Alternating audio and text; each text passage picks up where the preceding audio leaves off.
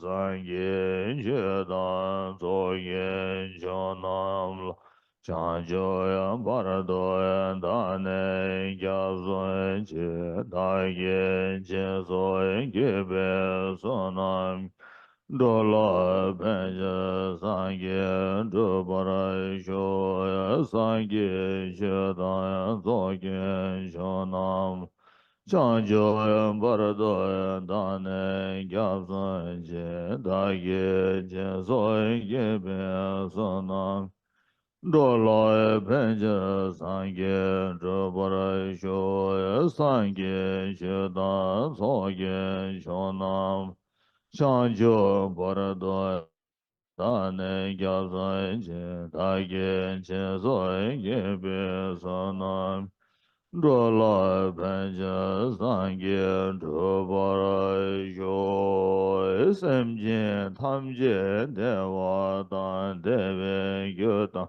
Dambara Gyurje Dunga Dan Dunga Ge Gyotan Dravara Gyurje Dungala Mebe Dewa Tamba Da Pandravara Yus Yere Chada Yedan Drave Danyam Chambola Tebra Yura Je Semjin Tamje Dewa Deve Yodan Dambara Gyurje Dunga Da Dunga Ge Yodan Dravara Yus Dungala Mebe Dewa Tamba Da Pandravara Yus Yere Chada Yedan Drave Danyam Chambol Nebora Gyora Je Semje Tamje Dewa Dan Deve Yodan Dambara Gyos Dunga Da Dunga Ge Yodan Dravara Gyos Dungala Mebe Dewa Damba Da Mandravara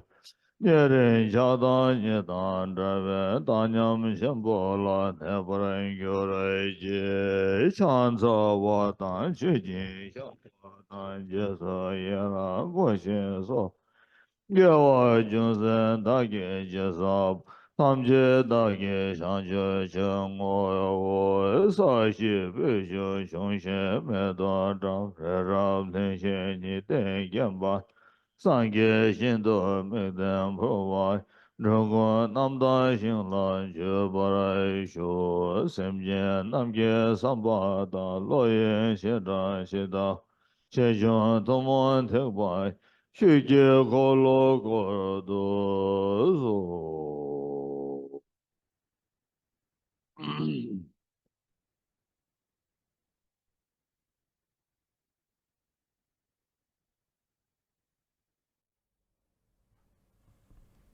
Continuation on the two sessions of Dharma teaching on two truths.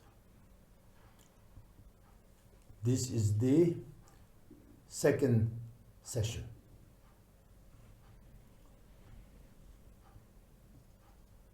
As I have mentioned in the first session, in the direct words from the Dharma texts, particularly Kanjur and Denjur, of course, all the other texts written by all the great masters of the Tibet, Vajrayana Dharma, Vajrayana masters, since the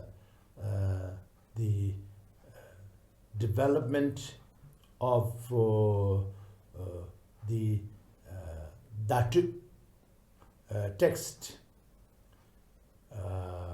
developed by Tumisambota, and based on which later the King Tison Detsin and the great enlightened master Guru Padma Sambhava and Abbot Shantarakshita. So all these texts, and then afterwards, so many tens of thousands of sacred texts. In fact, tens of thousands of volumes, not just texts, volumes. And in this,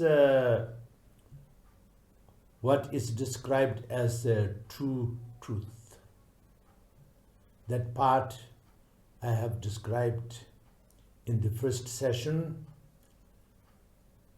not so much detail because of the time, but much as possible from my side. And now this second session, first I will explore and present the subject of true truth, attempting from my side to make it basic and common sense, easy to approach and relevant to everyone and everything, close as possible. I should try as response to your request. Now, in this context, if we look into anything, and if we look into anyone and describe anything and anyone as the individual or general larger picture, it actually is falling into the central pillar, the central core being the truth. And then the truth as it is evolved in individual ones and its surrounding, which we can say individual things, as well as in a bigger picture. Now, first, I will put it in a nutshell, in a small box. Okay, individual person.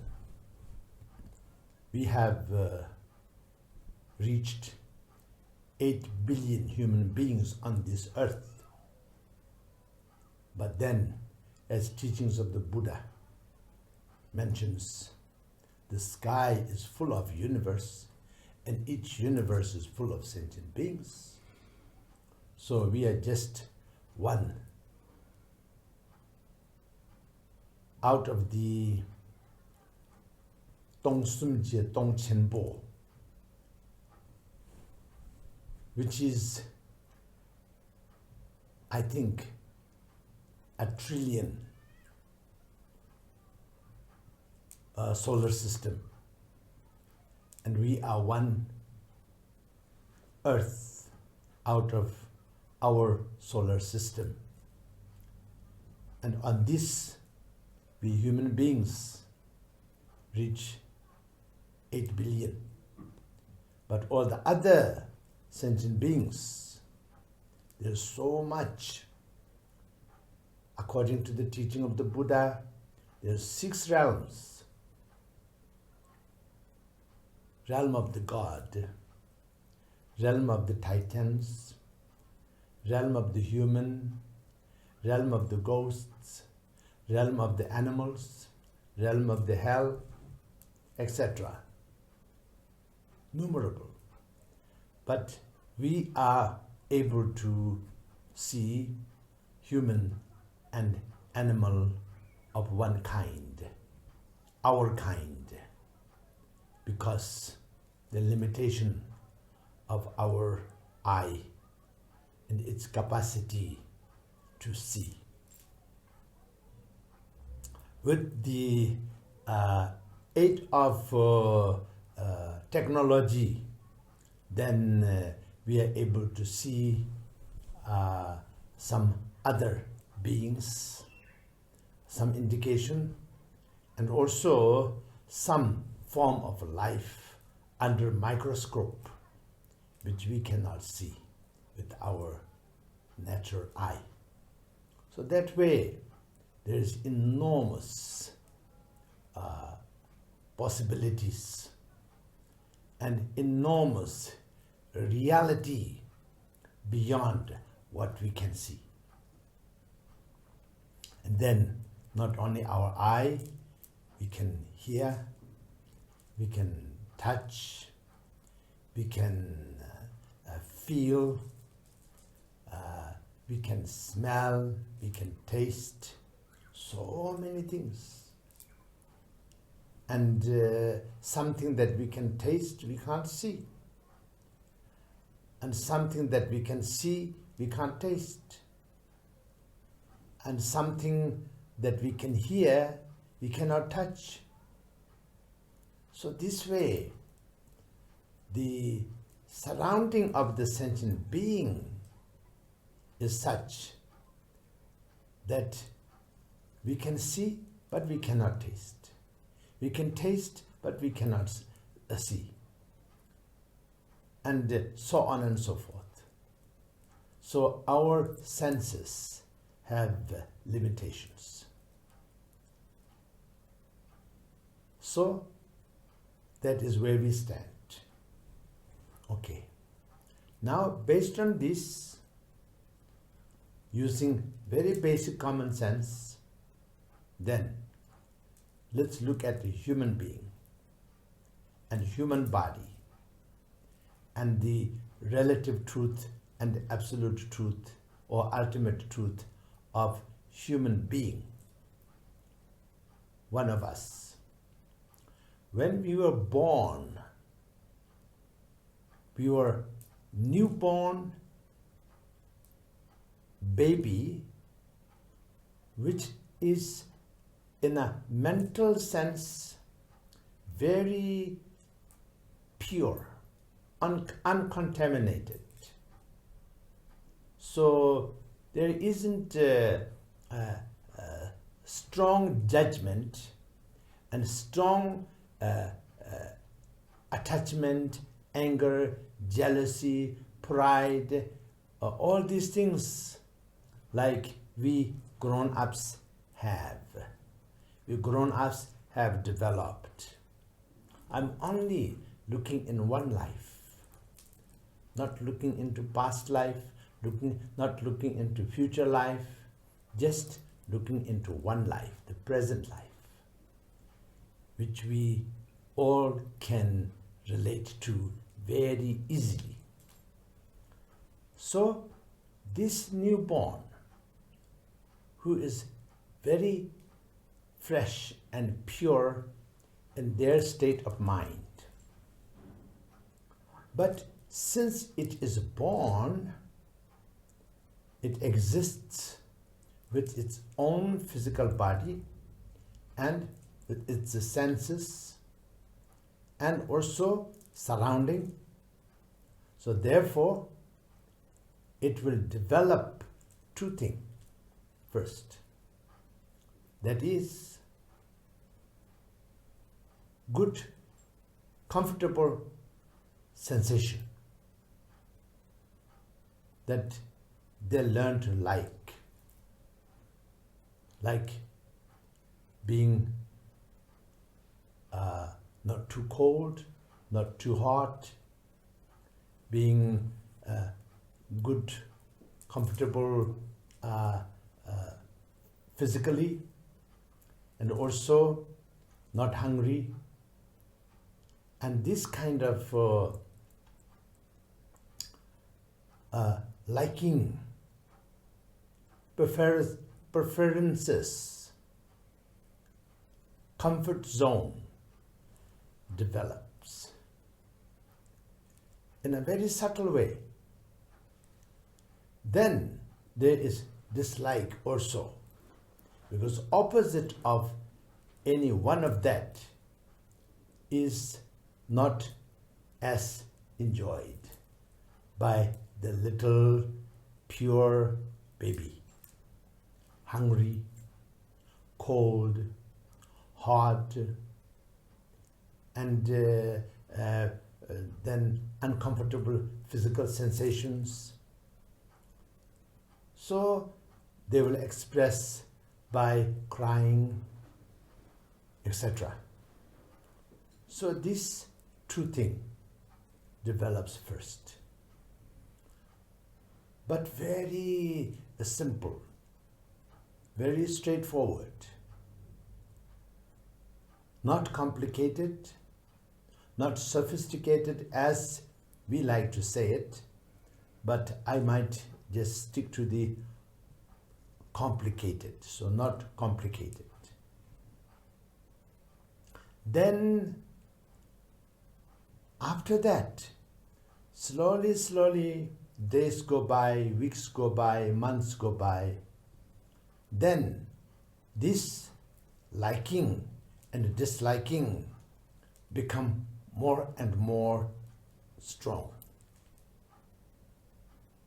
And reaction to the liking and disliking also become more and more strong. I would also say, instead of liking, disliking, preferred to experience and prefer not to experience. So this becomes stronger and stronger. Then it becomes attachment and aversion, slowly. So once this becomes clear attachment and aversion, then sometimes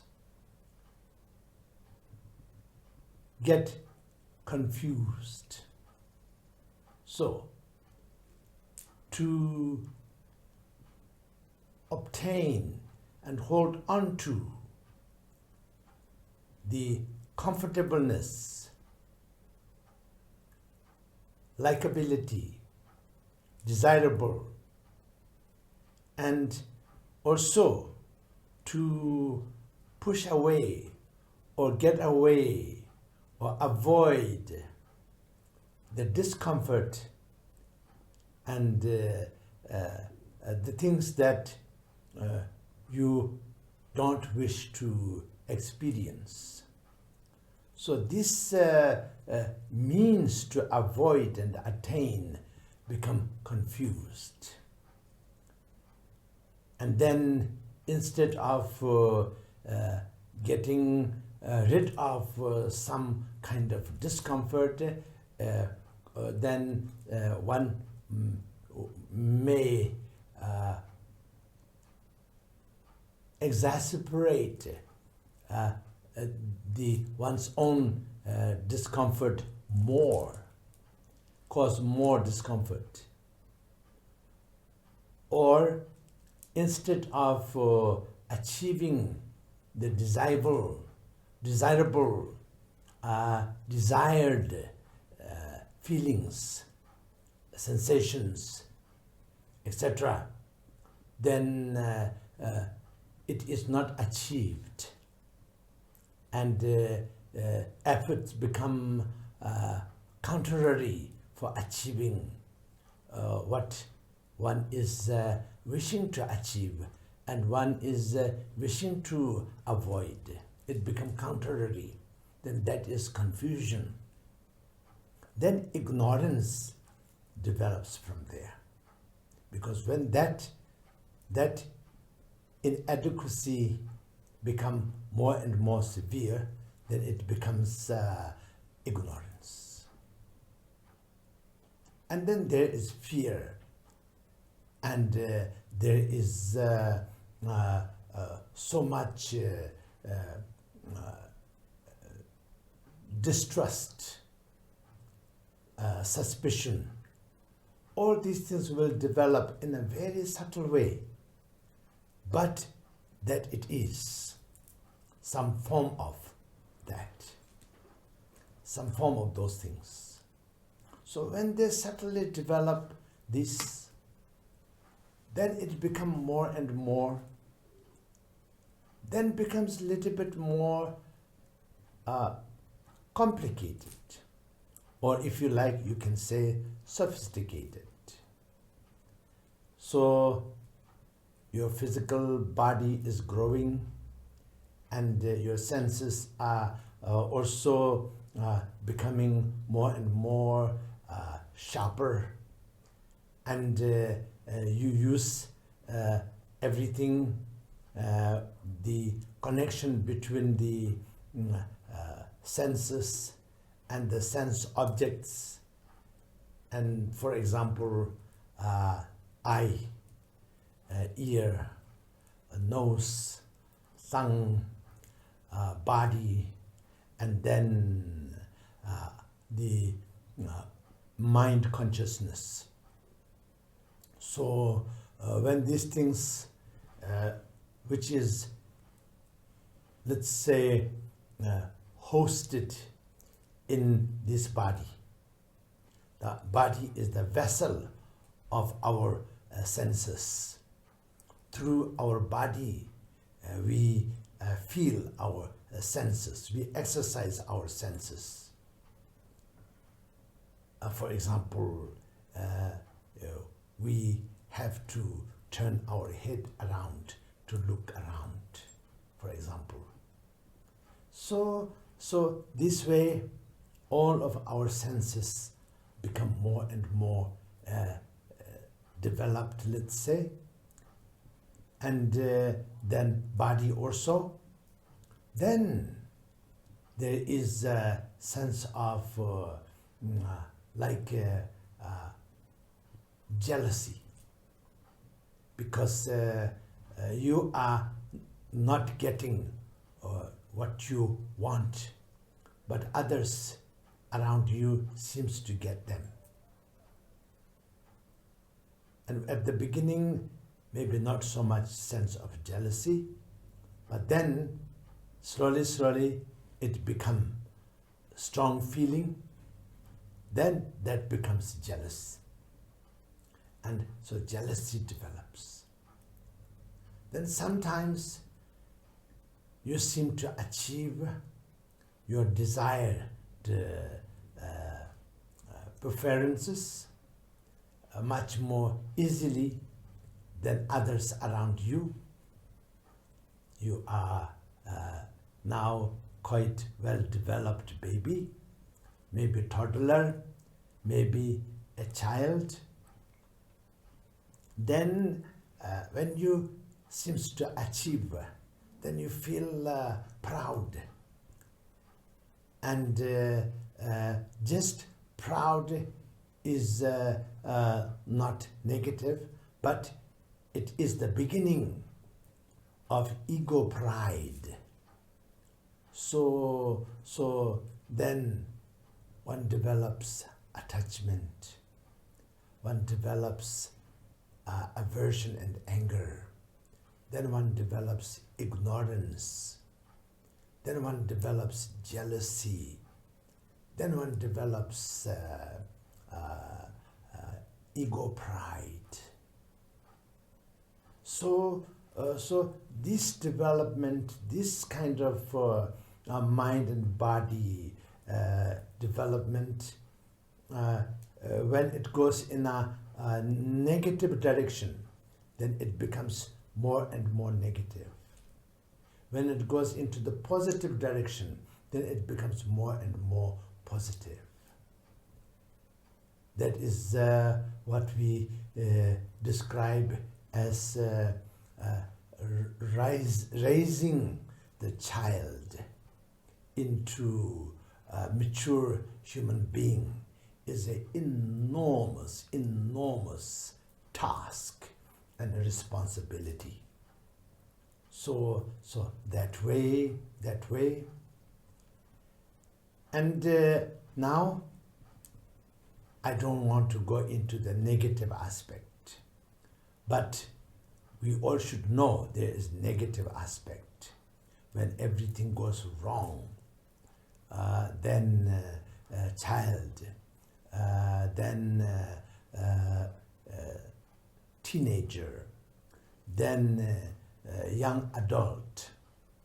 So one after another, the negative process become more and more developed. But I will stop there. Okay. Now positive. So from child, from teenage to the adulthood, the positive develops then constantly. Then one will come to realize,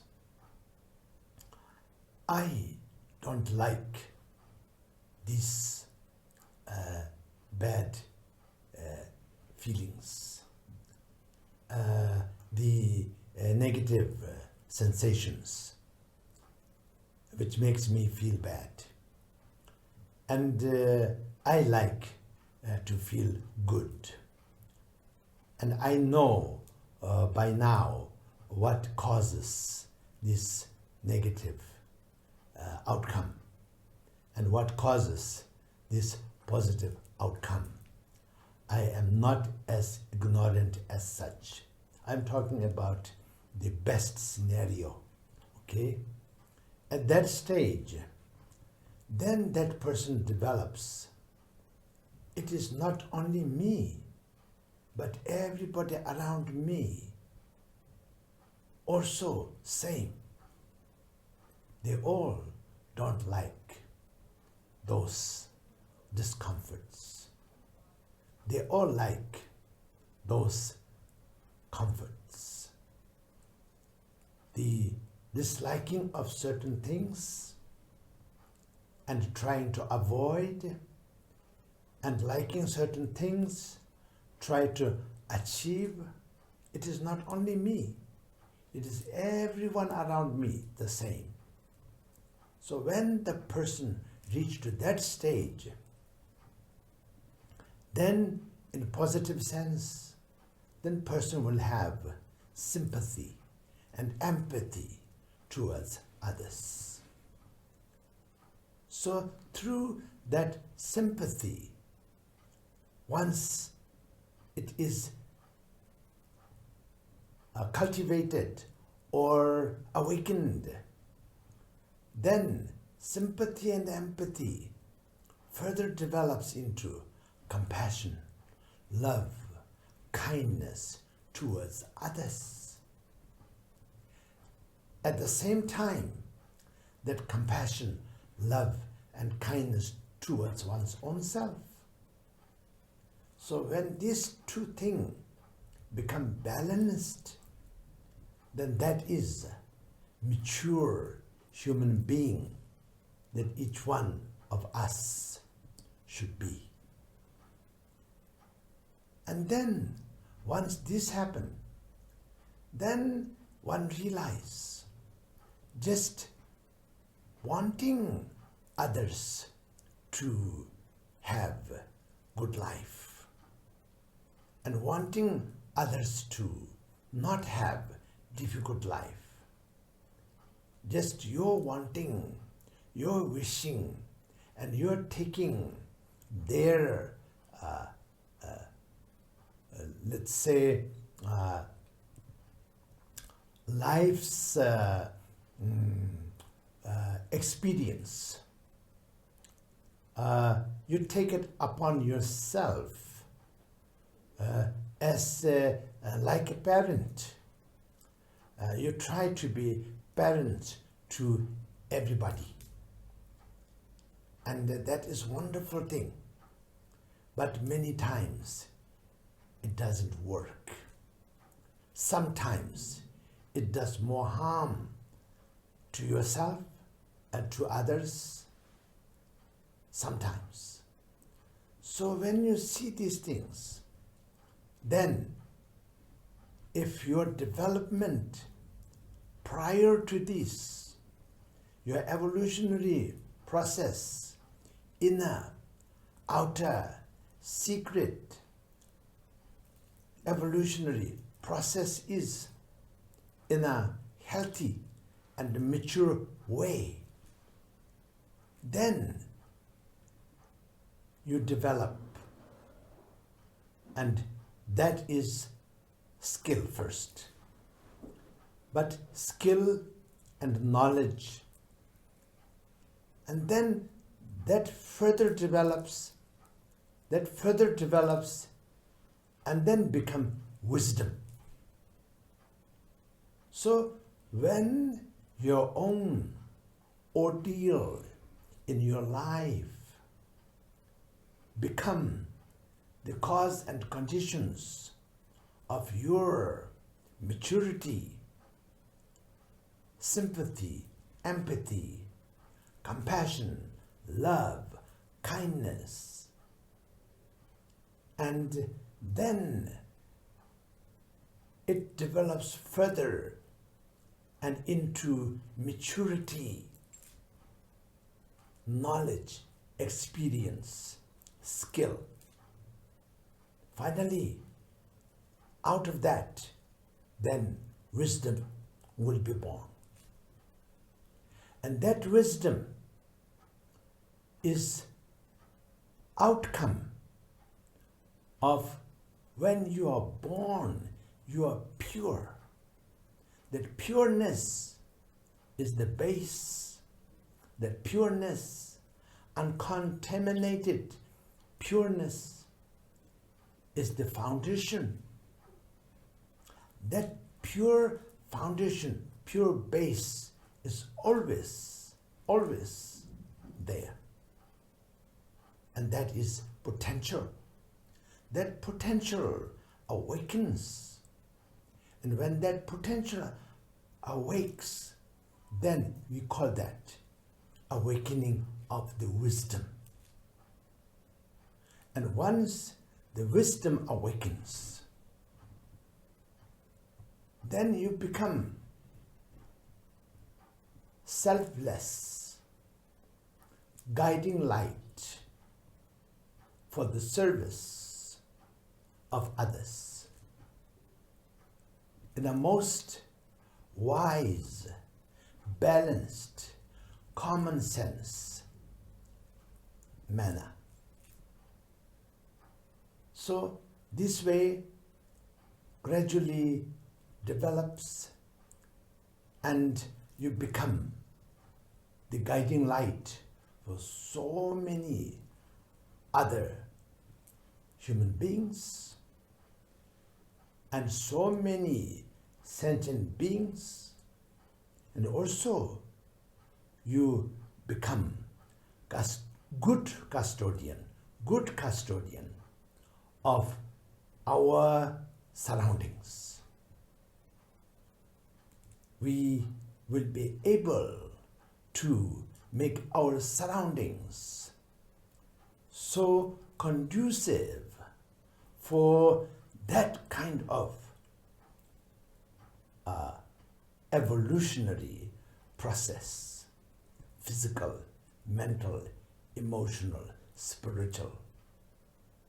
Then we truly achieve and fulfill the purpose of life. And so this way, I am just putting one life into a picture. I described it at the beginning as a nutshell, a box, but in perspective. So the relevance of this with each one of us, I, you, and everybody around us, and everyone that we even haven't heard of, there is countless sentient beings beside humans and animals. So it will be absolutely identical what happens to you and me is exactly same thing with all the other living beings. Not liking certain sensations, liking certain sensations, avoiding those things that makes you uncomfortable, and try to acquire and procure what makes you feel comfortable and happy. It is identical. And also making mistakes somewhere there, doing the wrong things, not intentionally, of course, but because for your own sake, you will not do the wrong things to achieve the wrong result. But most of us, many times, fall into that category. But then fortunate ones will come out of it. Outcome will be learning from it. Outcome will be experience. It becomes experience, valuable experience. And we are able to use that experience, a bad experience, to avoid bad situations, bad outcomes, and then that way we can achieve good, positive outcomes first. But then, as I told you earlier, then when you are able to translate that to everyone else and everything else, then you become compassionate person, loving person, kind person, and then gradually, then you become person with wisdom and highly developed human being.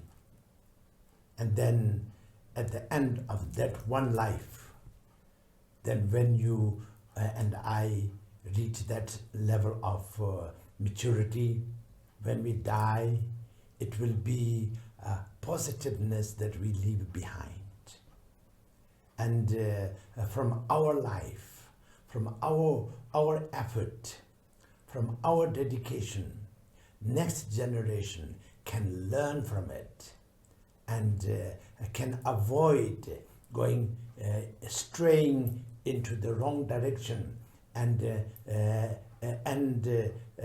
result will be terrible suffering for themselves in this life, and also causes terrible suffering to the others. Instead of going in that wrong direction, then we'll be able to go in the right direction. Everybody becomes a kind, wise, efficient, creative, mature human being. So that is looking at it in a very, let's say, basic human beings, one lifetime from birth to death. And so this is like a relative truth and ultimate truth, because both the going positive way or negative way is true, but going to the positive way and positive evolution is what we look forward, and that is more ultimate for us than going into the negative way and becoming destructive for oneself and others. So that is what I mean by looking into this relative truth and ultimate truth in a very simple, personal and human beings one lifetime. Now, we go back to the teachings of the Buddha, and based on this, and particularly in Vajrayana aspect of the teaching, the essence of the Tantra, the transformation, as I have mentioned in my previous session. So we will go back into this and then we will conclude. Okay. So when we say transformation, transformation becomes relevant if there is something to transform. And then, since there is something to transform, then it's ultimate truth, what it is, and relative truth, how it appears. So, how it appears and what it is. And so, how it appears has to be transformed into what it is. I'm talking in the sense of the transformation in Vajrayana practice, the essence of the teaching of the Tantra, Lord Buddha's teaching of the Tantra. So here, the base of everything in a relative sense is 5 elements: space, then fire, water, earth, air. 4 element and space element. So space provides all the other elements to manifest, and in a combined manner. So outer universe is 5 element, dances of 5 element, we can say, if we like, or manifestation of 5 element. Then 5 state of mind.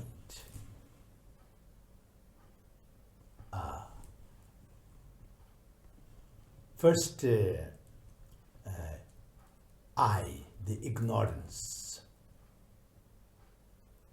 Then from the ignorance, then attachment. I like. Aversion, I don't like. Then ignorance of not knowing how this I like is achieved and how one can avoid what I don't like. So that ignorant right from the beginning, from the I. Because how does it work is because since we identify ourselves as an I, then it becomes so limited, so small. In the entire universe, I can only find one I. There's enormous number of countless sentient beings. Trillions of trillions and trillions are not enough exaggeration. Countless is the correct word, sentient beings. But there's only one I for me. So when I identify myself as an I, that I become so limited, so small. And that way, everything based on the I, then everything that comes out of it will be limited. And of course, works, but works in a very, very temporary, impermanent manner. And also not in an abundant and limitless manner. No, limited. Because limited I cannot be transformed into limitlessness unless overcome that I. So, this way, then ignorance, attachment, aversion, jealousy, pride, 5. And we call this 5 poison. 5 things that destroys our happiness and joy. And 5 things that destroys and not exactly destroy, but let's say debilitate us, our destination.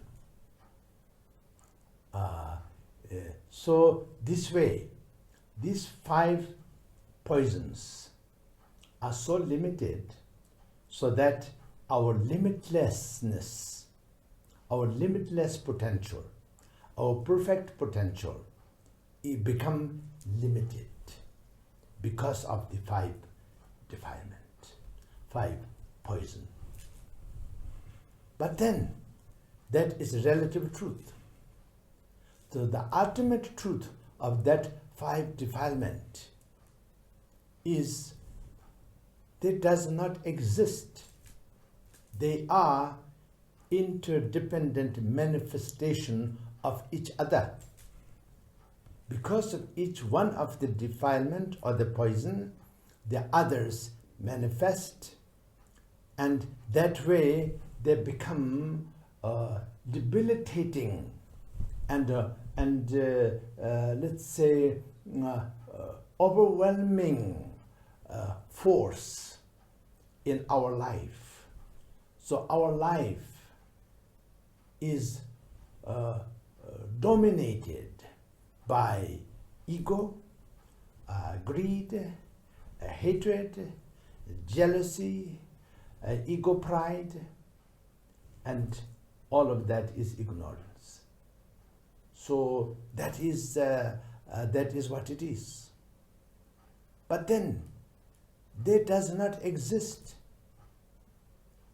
They only exist based on the ignorance, the self, the I. So when you are able to look into the core of all of the defilement, the I, then that I is a perception, a concept, and which is overblown.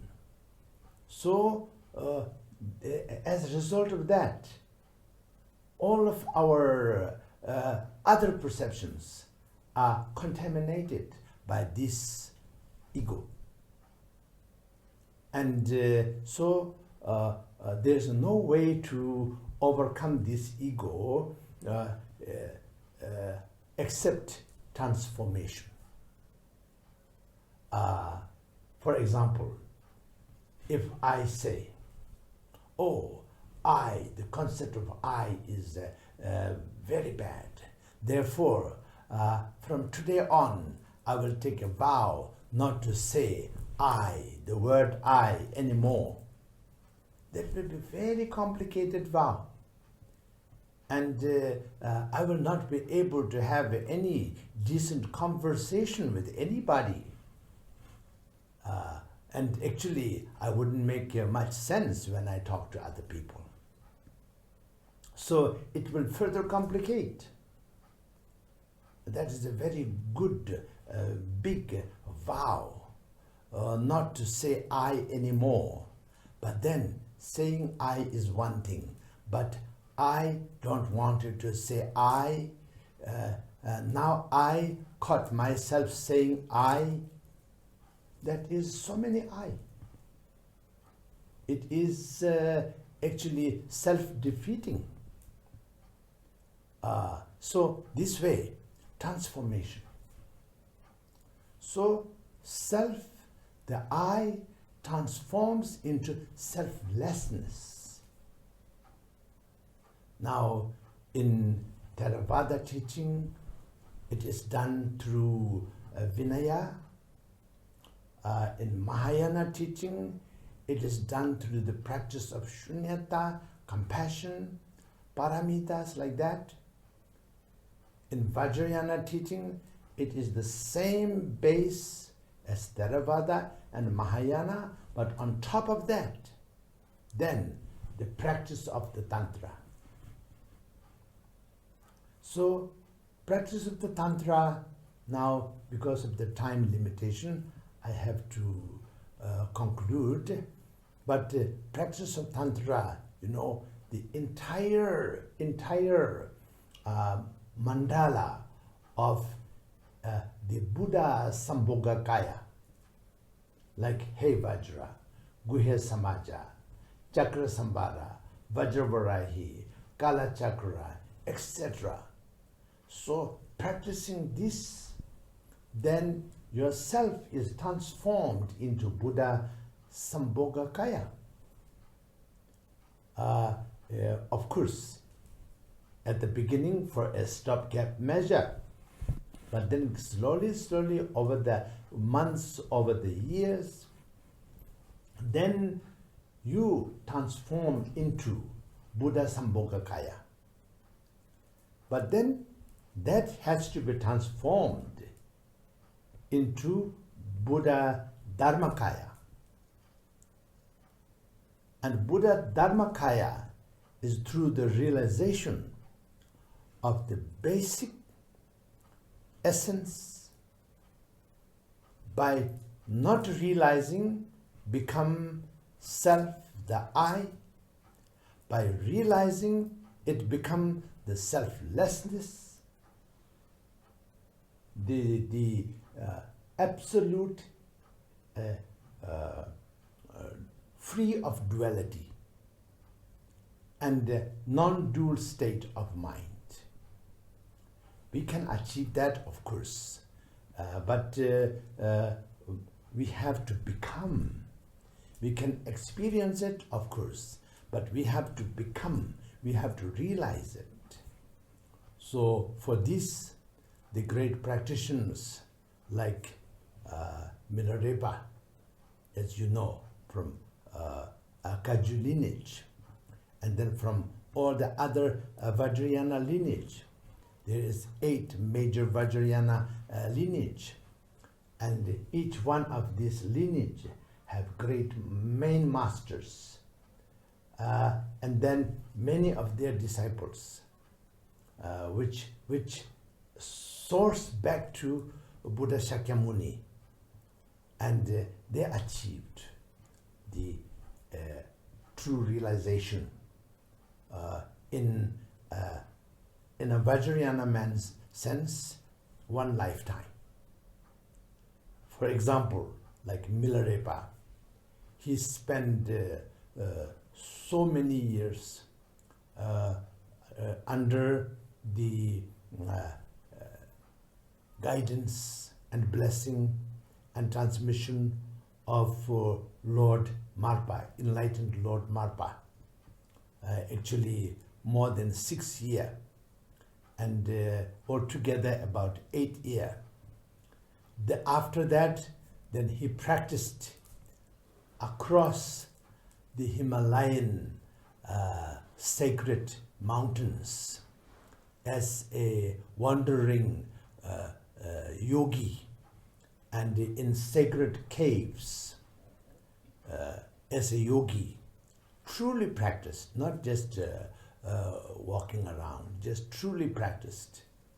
And about 20 years, mainly about 9 years, but then it took about 20 years before he truly manifested as the enlightened Milarepa. So then what happened is, now in short, in detail you can learn from other sources, because there's so many texts that describes this, but I give you the basics. 5 defilement into 5 wisdom, and 5 elements into 5 particular aspect of the surroundings of the mandala of the 5 Buddha. So 5 wisdom, 5 Buddha, 5 sacred mandala of the 5 Buddha. So what Milarepa became is he became embodiment of Buddha Vajradhara. Buddha Vajradhara is the Dharmakaya of the Buddha, Sambhogakaya of the Buddha, Nirmanakaya of the Buddha, inseparable. And that is what he practiced, that is what he became after so many years of effort. But of course, for Prince Dharth, before he was born on earth as Prince Dharth, right from the beginning of his original intention of bodhicitta to attain Buddhahood for the benefit of all sentient beings, to reach Buddhahood, it took him 3 trillion eons, not 3 trillion years, 3 trillion eons. In Tibetan, Kalchen Changme Sum. And so last birth was Prince Dharth. So in his life, he became Buddha Shakyamuni when he was 35 years old. And that is prior to reaching the final enlightenment. He practiced 6 years in front of the Bamyang tree on the other side of the river Narayana. And then the final day, he crossed the river Narayana and came to the Bamyang tree at Bodh Gaya, and we call it Bodhi tree. So he sat under that tree and meditated, and that night passed through all aspects of process of enlightenment, and then early morning he reached the Buddhahood. Then he became the Buddha Shakyamuni. So that is ultimate truth. And the relative truth is the 3 trillion eons that he went through evolution of transformation. Okay, so may Buddha bless you, me, and everyone. And I sincerely hope that these 2 sessions about relative truth and ultimate truth is meaningful for all of you. Those of you who are practicing Theravada, Mahayana, or Vajrayana, I hope it will enrich your practice. That is my wish. I think that is the wish of the one who requested me, And those individuals who don't consider themselves religious or spiritual, but just wanted to learn and progress to become a real good human being, kind human being who can contribute to the life of everyone on this planet, or whatever positive goals you have. I sincerely pray that this will be fulfilled. Okay. May I dedicate the merit of the ones who requested me, and what I have taught here is coming from all of my gurus, my teachers, for all of my life, through their teaching. Of course, that started 2,500 years back. Actually, this year is, according to Holy Land of India, this is the 2,568 years since Prince Siddhartha was born. Okay, so I dedicate for everyone, and I pray to Buddhas and Bodhisattvas and all divinity to bless us so that our dedication will be fulfilled. Our aspiration can be fulfilled. Sunamdi tamje zikbani todne nyebe danam pamjene jegananj balap trupai sipian tsole rowa rowa jambalapawi chitara chembata kundu zambo teyang tejinte teda kunje jesu da lopjing gewan de datamje raptu ho jina dewa choso ho pende namkha chabarju duna dunghar dagi kur koba dunghar je jamso tongbar shu ambenza sadu samaya manubala ambenza sadu tinopa tikcha didro me bawa suto kaya me bawa supo chaya me bawa anna rato me bawa sarva siddhi me dayatsa sarva kama suzame zitam hiriya guru hung haha ho bangaven sarva tatangata benzar maa me munza benzar bawa maha samaya sato